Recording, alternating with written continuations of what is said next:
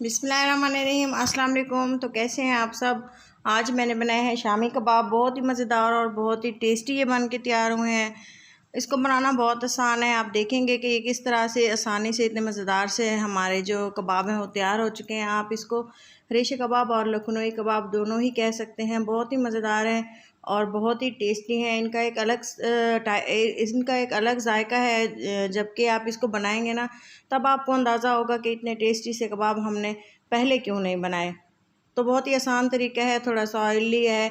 और इसमें अदरक लहसुन का पेस्ट डाला है तकरीबन 1 चम्मच भर के। अगर आप इसको देखें ना तो हमने पूरी एक जो गट्ठी होती है ना लहसुन की, वो हमने इसमें डाली है और थोड़ी सी अदरक डाली है। तो आप इसको साबुत भी ऐड कर सकते हैं। इस तरह से मैंने गोश्त ली है, तकरीबन 1 किलो है, बोनलेस लिए है।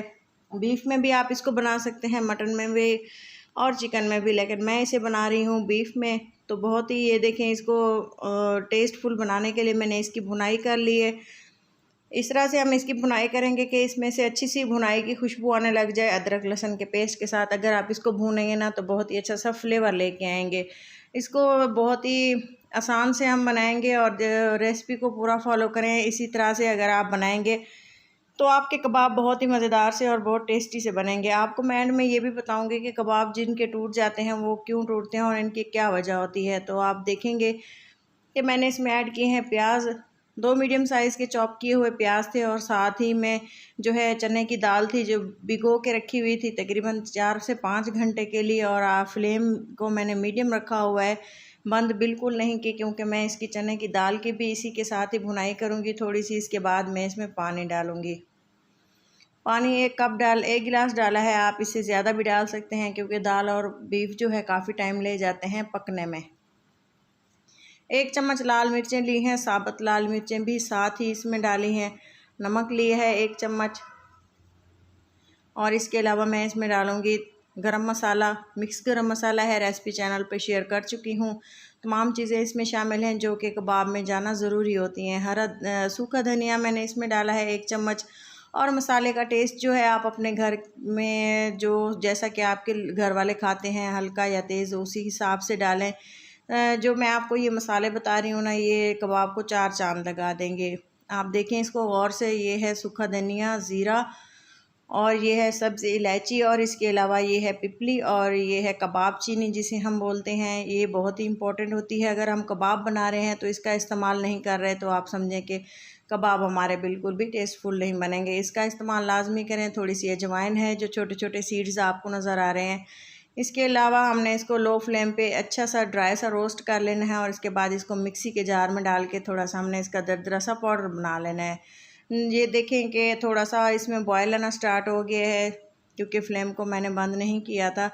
और इसमें जो पिसा हुआ मसाला है वो हम ऐड कर देंगे और इसकी अच्छी सी मिक्सिंग करेंगे। थोड़ी सी मुझे लग रहा था कि इसमें हल्दी थोड़ी सी कम है, बल्कि डाली ही नहीं थी, तो मैंने इसमें लास्ट में हल्दी ऐड कर दी है। और अब इसका अहम काम करना है जो वो है, इसको लिड लगा देंगे ताकि इसको प्रेशर कुकर में हम इसको बना रहे हैं ना, तो लिड लगाना बहुत ज़रूरी है। तकरीबन 15 मिनट के लिए इसको बॉयल दिए है और इसकी कंडीशन ऐसी हो गई है, आप देख सकते हैं। इसको हाई फ्लेम पे इसका पानी ड्राई करते रहेंगे और इसको साथ से कूट भी लेंगे। इससे जो है इसके रेशे अलग अलग जो है हो जाएंगे। और इसको हम कबाब की शेप देने के लिए ज़रूरी है कि हमने इसका पानी बिल्कुल ड्राई कर लेना है।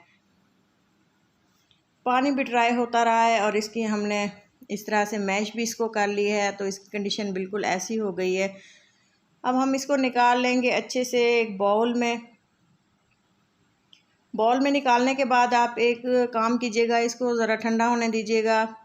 2 से 3 घंटे के लिए छोड़ दें या इसको फ्रिज में रख दें, ये ठंडा हो जाएगा। और इस तरह से मैश साइज़ का बैटर होना चाहिए। और इसमें ठंडा होने के बाद मैं इसमें ये चीज़ें ऐड करूँगी जैसा कि आप देख रहे हैं। इसमें है लाल और हरी मिर्चें सब्ज़ कटी हुई, बिल्कुल बारीक कट कर ली है, और चॉप किया हुआ एक प्याज है, ये डालना बहुत ज़रूरी है। इससे फ्लेवर बहुत ही ज़बरदस्त आ जाता है। और इसके अलावा मैंने इसमें डाला है पुदीना और हरा धनिया। अगर आपके पास अवेलेबल नहीं है तो ऑप्शनल है, इसकी स्किप भी आप इसको कर सकते हैं। 2 अंडे लिए हैं, आप चाहें तो 1 अंडा भी इसमें डाल सकते हैं। और इसके अलावा अगर आपका बैटर आपको लग रहा है कि पतला है, तो जब आप इसको बॉयल कर रहे होते हैं ना, तो आप इसको अच्छे से इसका पानी ड्राई कर लीजिएगा। तब आपके जो हैं कबाब बिल्कुल भी सॉफ्ट और टूटने वाले नहीं बनेंगे। लेकिन जब हम इसमें अंडा डालेंगे ना तो ये बाइंडिंग का काम करता है, जिससे कबाब बिल्कुल भी नहीं टूटते। और अगर आपके को शक हो कि थोड़े से अगर ये टूट रहे हैं या टूटेंगे या आपसे कवर नहीं हो रहा, तो आप इसमें थोड़ा सा कॉर्नफ्लोर डाल दें। अगर आप वो भी नहीं डालना चाहते तो थोड़ा सा इसमें बेसन भुना हुआ चने का आटा डाल दें। तो वैसे भी अगर आप इसको कुछ भी चीज़ इसमें नहीं डालेंगे ना, तो अब इसमें अंडे जो डाले हैं ना उससे भी ये बिल्कुल भी नहीं टूटेंगे, मेरी गारंटी है।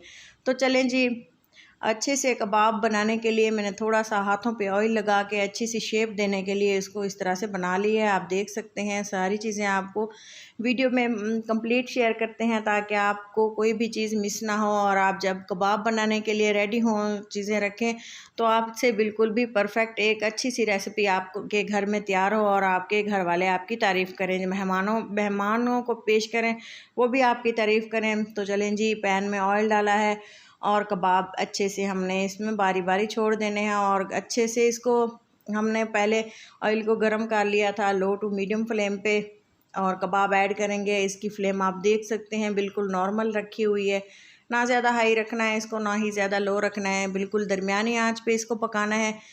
तभी आपके कबाब जो हैं बहुत ही अच्छे से बन के तैयार होंगे। लुक आप देख सकते हैं माशाल्लाह से ज़बरदस्त है, और पकने के बाद जो होगी वो आप भी देख चुके हैं और मज़ीद आके देखने वाले हैं। अच्छे से इसको फ्राई होने देंगे। 3 मिनट हो चुके हैं एक साइड से। ये देखें शक्ल आप देख सकते हैं कि कितनी शानदार कबाब हमारे तैयार हुए हैं।